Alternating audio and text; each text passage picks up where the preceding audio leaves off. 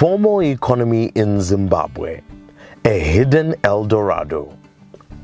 There is no unique definition of the informal economy in the literature, and terms such as shadow economy, hidden economy, underground economy, and unofficial economy have been used interchangeably to characterize it. According to the International Labour Organization, ILO, the term informal economy refers to all economic activities by workers and economic units that are in law or in practice not covered or insufficiently covered by formal agreements. It's been shown that the informal economy accounts for as much as 40% of gross domestic product in a typical developing economy. It's also been shown that the informal economy represents an untapped reservoir of entrepreneurial energy that, if fully harnessed, could contribute towards sustainable and pro-poor development. It's also been shown that there is an inverse relationship between the size of the informal economy and also tax revenues as well as economic growth rate. The spectrum ranges from self-employment and unpaid family labor to street vendors, cross-border traders, carpenters, hairdressers, and so on. At the higher end of the spectrum are the upper-tier informal activities such as small-scale services or manufacturing businesses which have relatively more capital. If well harnessed by authorities, it is that part of the informal economy that could result in formation of big companies, as it is also a bastion of innovation. We are into manufacturing. At the moment, we are only concentrating on soap manufacturing, but we can also manufacture other things like dishwashing, toilet cleaner, carpet cleaner, and washing powder. We started this project in 2009 as a part-time. Tichenda kubasa tichigadzira ma-detergents like ma-dishwasher yongotengesa maraini, ma-toilet cleaner yongotengesa maraini, up to 2014 when we thought to be full-time into manufacturing. Per month we produce between 15 to 20 tons or so. According to an ILO 2018 publication titled Women and Men in the Informal Economy, a Statistical Picture 3rd edition, more than 60% of the world's employed population earn their livelihoods in the informal economy.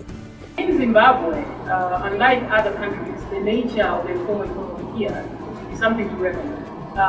There are some characteristics that are not as common in other countries as they are here.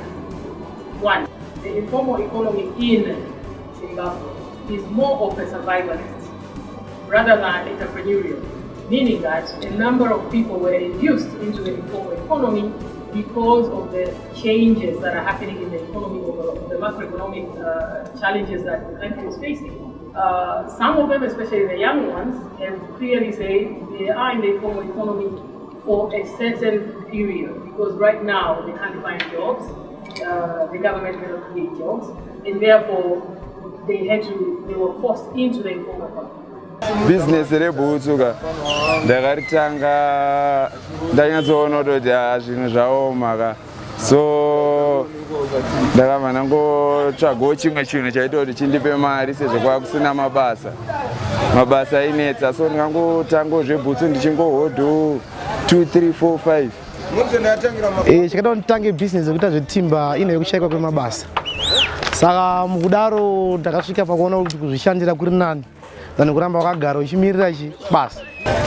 Takaita kuti ndihodhe matemba enyaya yekuti hakuna mari mabasa asikuwanika saka tongopona nekutengesa saka mabasa acho tongokiya tikuchengeta mhuri but manje vanhu vari kutengesa tawandisa tikutengesera kuti muroad misika dzishoma Ndine vana vatatu. One anoenda kuchikoro, 2 havaendi kuchikoro. One anoenda kuchikoro ari grade 3. 2 havasati kuenda kuchikoro. Mwari akutoenda angafanira kutoenda kuECD asi nekuda kwokoma kwazvo handisikwanisa kuzviita nekuti kuti ndizvibhalansiseka hasikwanisa kubhalansa nekuti mari yacho haisi kukwana. Ndikutopinda muzvikwereti izvezvi zvikwereti. Ndaimboshandawo kukambani kana kupedza 2 kana 3 months zvisina kutambira ndozoisirwa $50 kana $60. Imari yekuti hapana chandaishandira because handikwanisa kubhadhara rent. Ndapedza 2-3 months handisati ndabhadhara rent. Wanaona achidyei. Now, the other interesting thing that I've seen in Zimbabwe is that the people who are actually trading in the informal sector, unlike other countries, are not unskilled, they are not uneducated. In most countries, people run to there because they do not have skills to actually work. In Zimbabwe, you find educated people on the streets selling or doing other informal or starting like informal enterprises because the economy failed to create formal jobs. So now this is the only way they can actually get their jobs. These people are already skilled. The opportunity is, can we actually use their skills now to build entrepreneurial skills now for them? Because most of them are like, maybe they're learning to be teachers or they're learning to do any other job that they're not getting. And all of a sudden, they're on the streets now trying to trade on one item or the other. Panditori pane diploma rangu resekretari rakagara kumba. Riri kushanda parodhi.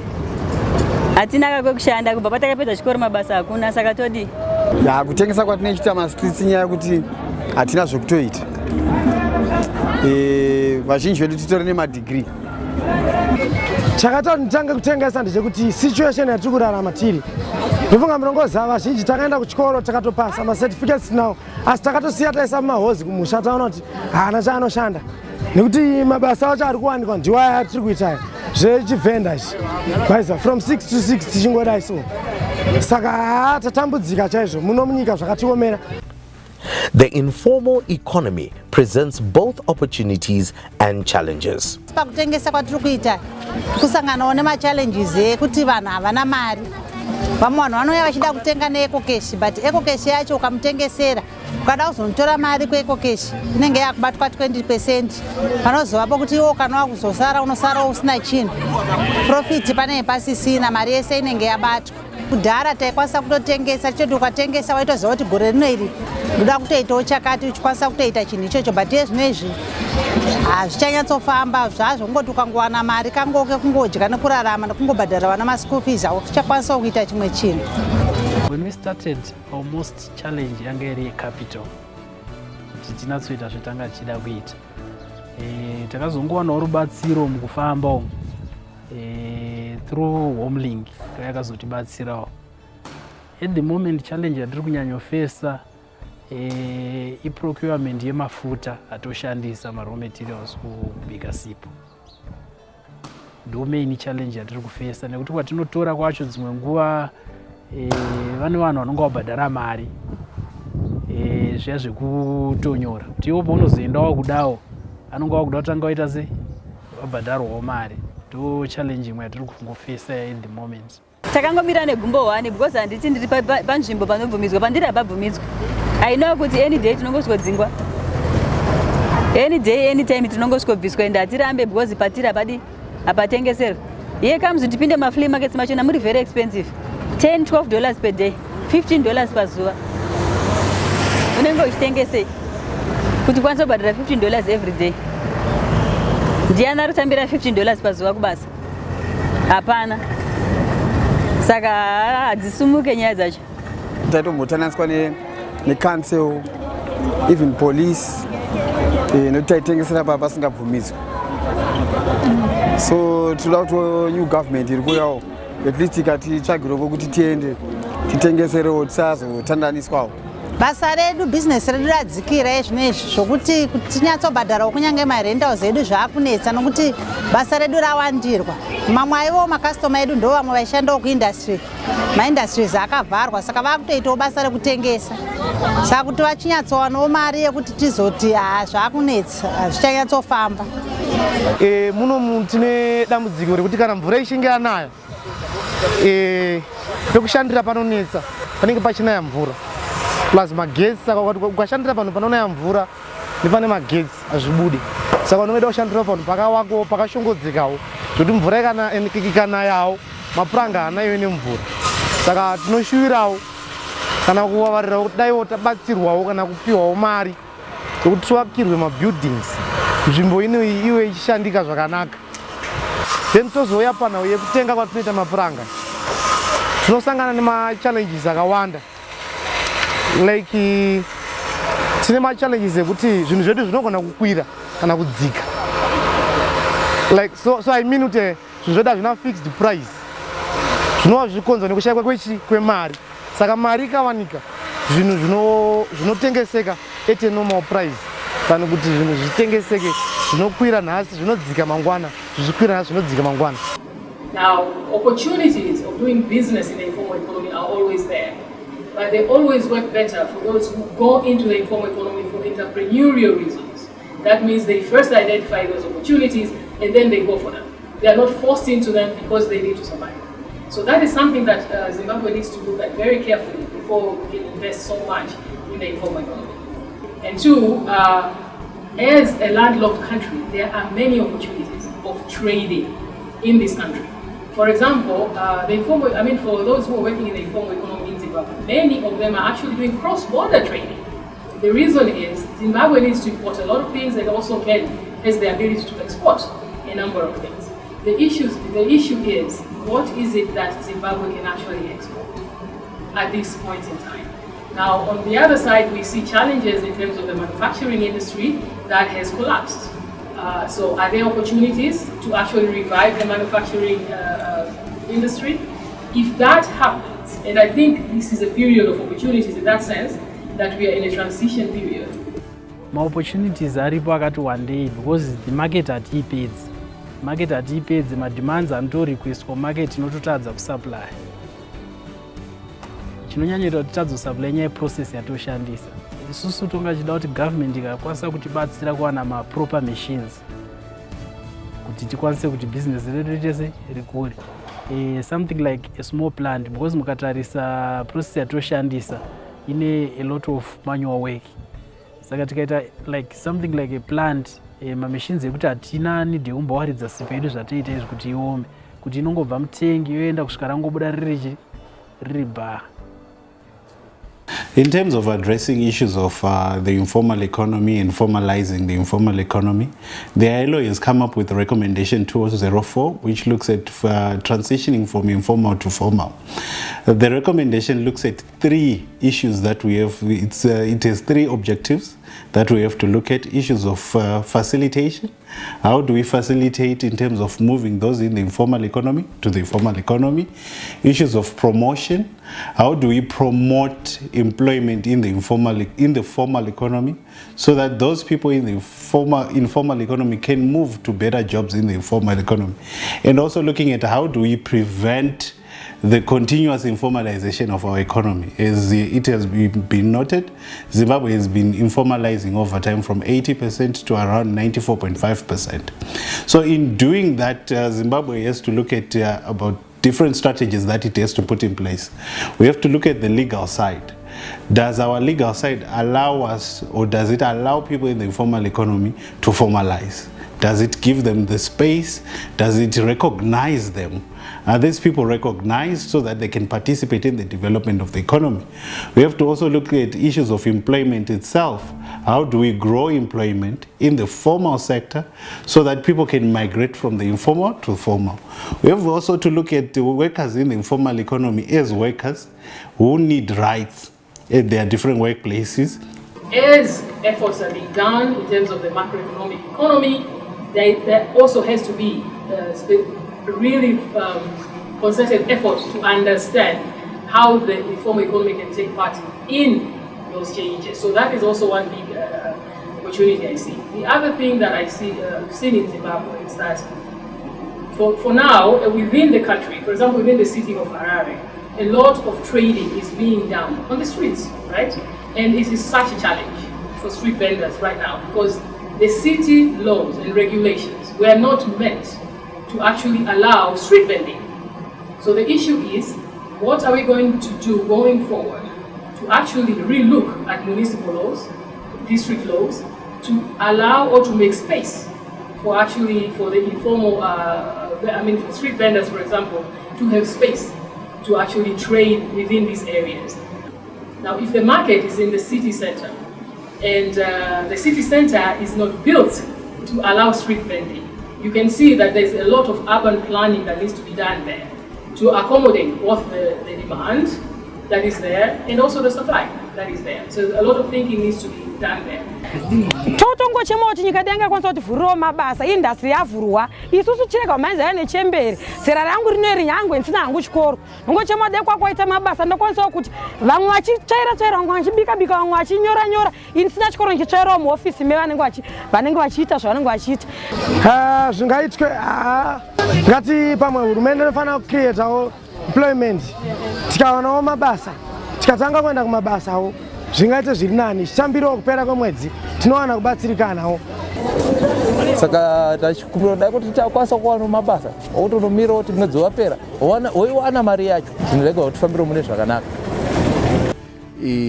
So kunenge kutongokumbira futi zvekunenge kuma authorities kuti vange vachitidzikisewo manenge matariffs especially ku industry kuti nekuti kana akakurisawo ma overheads edu, I mean it's an impact pa ma overheads edu.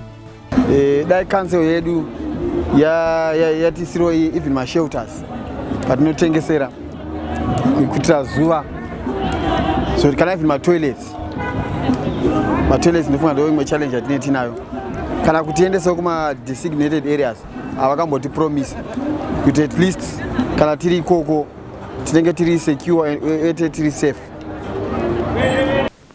The informal economy is marked by acute, decent work deficits, and most people operating in this sector are exposed to vulnerable and precarious working conditions. Firms in the informal sector tend to suffer from low productivity. In sub-Saharan Africa, on average, the productivity of informal firms is only 1/5 to 1/4 of that of formal firms. This huge productivity gap is a reflection of lower skill levels among workers and a lower level of physical capital. Consequently, in a country where the informal sector is large, the economic growth rate is low. Informal economy entrepreneurs and workers are often excluded from financial markets with little or no access to formal sources of credit. From a revenue perspective, a large informal sector renders it highly difficult for low-income countries' governments to finance sustainable development from domestic resources. Improved formalization can therefore help to bring more taxpayers into the tax net. Given the extent of informalization in the country and the huge potential by informal entrepreneurs, the way forward is neither to encourage nor suppress the informal economy, but rather to facilitate transition from the informal to the formal mainstream economy. Gaining formal economy status allows entrepreneurs to access formal markets, invest with security, obtain new sources of credit, and defend their rights. In 2015, the ILO came up with Recommendation 204 concerning transition from informal economy to formal economy to help member states to facilitate the transition of workers and economic units from informal to formal economy. What if we actually train these people on entrepreneurial skills? Yeah, so that they can choose when the jobs come, then they have a choice. They can go back to the formal jobs, or they can continue to do the entrepreneurial, to continue with their enterprises. So I think that is another thing that in Zimbabwe we need to look very carefully. How can we actually take into account the skills that these young men and women already have, and actually use those or train those to fit the businesses that they want to do, or the business that are needed in the country in order to continue. Because whatever the changes are done, the informal economy will not disappear immediately. because still there's a lot of services that need to be provided that the government cannot provide immediately. So what services can these young men or women be trained to do?